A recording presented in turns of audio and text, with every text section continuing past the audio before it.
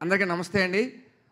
ముందుగా ఇక్కడున్న నాన్నలకి, మన నాన్నలకి, ప్రపంచంలో ఉన్న నాన్నలందరికీ హ్యాపీ ఫాదర్స్ డే.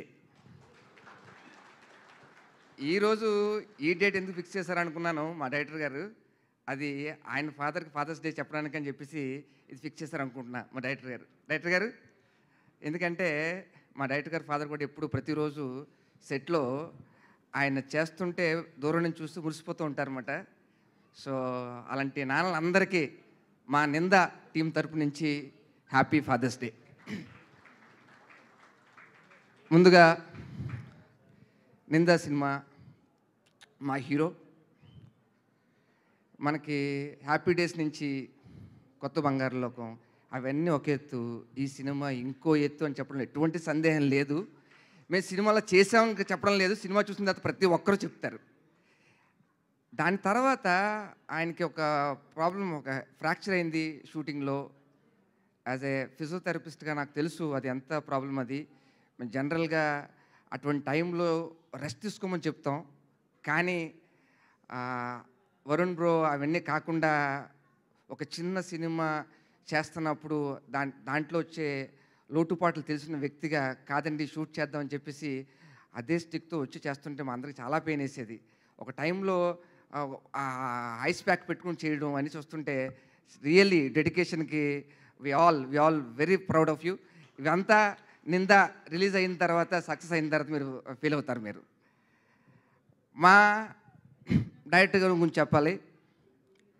మన జీవితంలో మనందరం ఒక పని చేస్తూ ఉంటాం, కానీ మన మనసు ఆ పనిలో ఉండదు, ఇంకెక్కడో ఉంటుంది.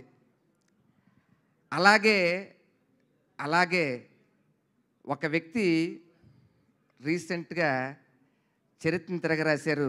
అది ఎవరో మీకు తెలుసు. మీకు ఆయన ఎవరో కాదు, మన పవర్ స్టార్ పవన్ కళ్యాణ్ గారు. ఆయనకి సినిమా అంటే ఇష్టం లేదు, అయినా సినిమా చేస్తున్నారు. కానీ ఆయన ఇష్టం ప్రజాసేవ. అలాంటి ఎంతోమంది ఆయనకి ఇన్స్పిరేషన్. అలాంటి ఇంకొక వ్యక్తే మా డైరెక్టర్ గారు. ఎందుకన్నానంటే ఆయన బ్యాక్గ్రౌండ్ నాకు తెలీదు. ఆయన వచ్చి కథ చెప్పినప్పుడు, ఆయన నాతో వచ్చి చెప్పినప్పుడు నేను బడ్డింగ్ ఇలాగండి డైరెక్టర్ అండి, ఫస్ట్ సినిమా అండి అని అన్నారు.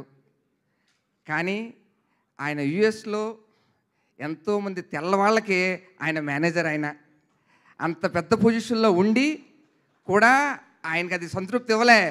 సినిమా అంటే ప్రాణం. అక్కడి నుంచి ఇక్కడికి వచ్చి సినిమా చేశారు.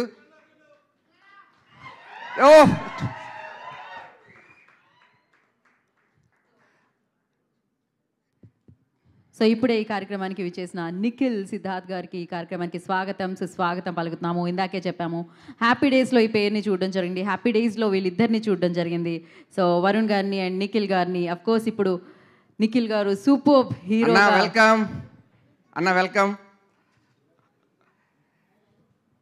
జీవితంలో దేవుణ్ణి నమ్ముకుంటే అంతే మంచి జరుగుతుంది అని చెప్పుకోవడానికి ఒకే ఒక ఉదాహరణ మా నిఖిల్ అన్న. స్వామి రారా అన్నాడు, సూపర్ హిట్.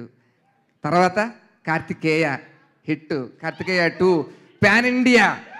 సో దేవుణ్ణి నమ్మండి, దేవుణ్ణి నమ్ముకుంటే మంచిగా జరుగుతుందని చెప్పడానికి మన పాన్ ఇండియా స్టార్ నిఖిల్ అన్న. ఆల్ ద వెరీ బెస్ట్ అన్న. Thank you so much. ఇక్కడికి వచ్చి మా టీంని అందరినీ బ్లెస్ చేయడానికి వచ్చినందుకు వీఆర్ సో హ్యాపీ. సో అలాగ మా డైరెక్టర్ గారు కూడా అంత పెద్ద బ్యాక్గ్రౌండ్ ఉండి ఇక్కడికి వచ్చి సినిమా మీద ప్యాషన్తో నిందా సినిమా చేయడం జరిగింది.